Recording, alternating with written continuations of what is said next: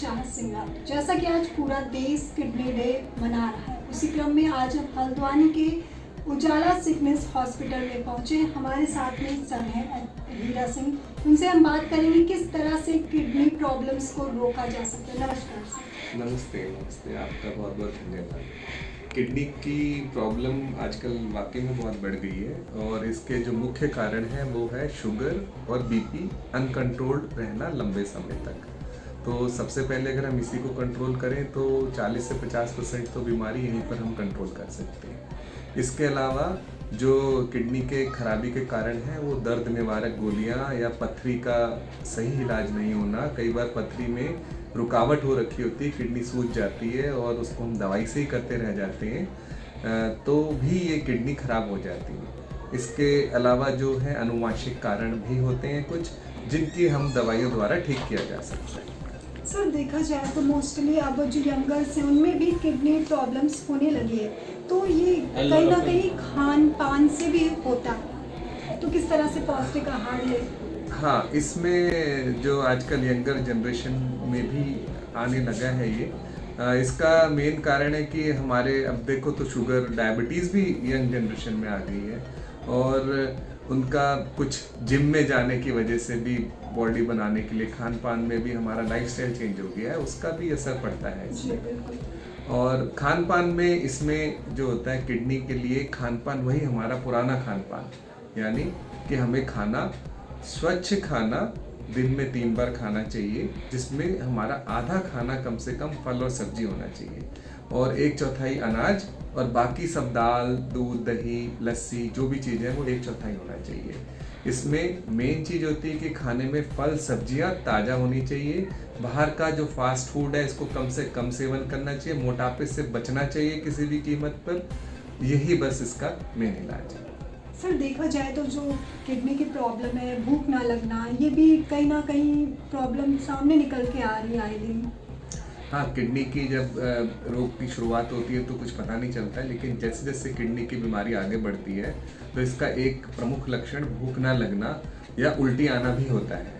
तो ये तब होता है जब हमारे शरीर में यूरिया वगैरह बहुत बढ़ जाता है, तो इसमें हमारे को दवाई वगैरह खानी पड़ती हैं और जो दवाइयाँ होती है वो स्टेज के ऊपर निर्भर करता है। स्टेज 4 तक तो हम दवाई से ही मैनेज कर लेते हैं, चाहे उसको सूजन आ रही हो, चाहे ब्लड प्रेशर हो, खून की कमी, हड्डियों की तकलीफ या भूख नहीं लगना, उल्टी, नींद, जो भी परेशानी होती है। पर स्टेज 5 में कई लोगों को डायलिसिस की ज़रूरत पड़ती है। यहाँ पर मैं एक बात कहना चाहूँगा कि जो हमारे किडनी के रोगी होते हैं, ये कहा जा रहा है आजकल कि करीब करीब किडनी का परसेंटेज 3% टू 10% हमारे देश में है, पर इसमें से सबको डायलिसिस की ज़रूरत नहीं पड़ती।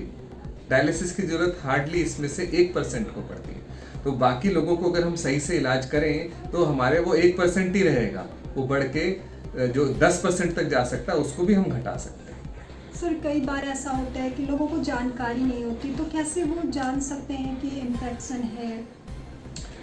देखो, इसके लिए तो जिसको जानकारी नहीं होना ये एक बहुत बड़ा कारण है और चिकित्सा सुविधा ना मिलना एक दूसरा कारण है हमारे देश में।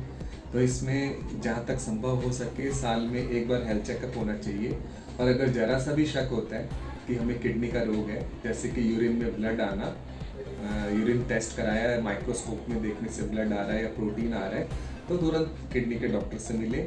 आगे चलकर क्रेटिनिन भी बढ़ सकता है और यदि क्रेटिनिन बढ़ा हुआ है, यूरिया बढ़ा हुआ है, तो यही जांच जो है वो जनरल पब्लिक को अवेलेबल है, वो इसके द्वारा देखें। और हम लोग भी अब समय समय पर जागरूकता अभियान करते हैं, कैंप करते हैं, तो उसे अटेंड करें, अपना इंटरेस्ट लें, हेल्थ को लेकर जागरूक रहें। जब भी वो कोई चीज़ देखते हैं तो महीने में एक बार तो अपनी हेल्थ के लिए थोड़ा सा ध्यान दें, जानकारी लेने की कोशिश करें, चाहे वो यूट्यूब के माध्यम से लें, समाचार पत्रों के माध्यम से, या हम जो मेडिकल वाले जो हेल्थ कैंप करते हैं उसके माध्यम से लें।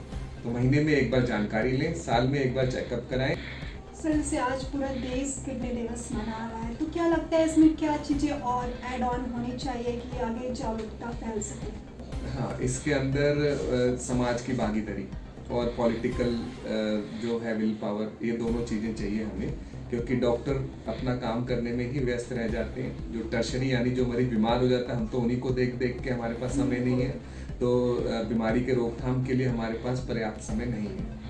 और इसके लिए समाज में जो विभिन्न लोग जो लोग समाज के लिए करना चाहते हैं, कर रहे हैं, ऑलरेडी इन्वॉल्व हैं, कई सारी संस्थाएं हैं, आप सब लोग बेहतर जानते हैं, तो उन संस्थाओं को एक्टिवली पार्टिसिपेट करना चाहिए और उनको और समाचार पत्रों को भी, और पॉलिटिकल जो विल पावर है, जब भी हम कोई काम करने जाते हैं तो हमें सपोर्ट चाहिए होता है एडमिनिस्ट्रेशन से, तो क्योंकि हर चीज़ में अच्छा बुरा सब कुछ होता है, तो वहाँ पर आपको अगर सरकार का भी साथ मिले तो आप उस काम को बेहतर तरीके से कर सकते हैं। तो हमारी इसमें जहाँ भी ज़रूरत हो हम लोग तैयार हैं कि भाई अगर किसी को किसी भी प्रकार की हेल्प चाहिए, कुछ चीज़ समझनी है, उनके कैंप करने हैं, या किसी को समाज के जो लोग जानना चाहते हैं हम उन्हें बताएं और वो जागरूकता फैलाएं, ये एक तरीका हो सकता है हमारे साथ। जी, बहुत बहुत एच.एस. भंडारी जिन्होंने बाखूबी बताया कि किस तरह से किडनी प्रॉब्लम्स को रोका जा सकता है, एक एक स्टेप उन्होंने बताया और देखा आपने कि किस तरह की अच्छी तरीके से बताया है कि किस तरह से रोका जा सकता है इन प्रॉब्लमों को।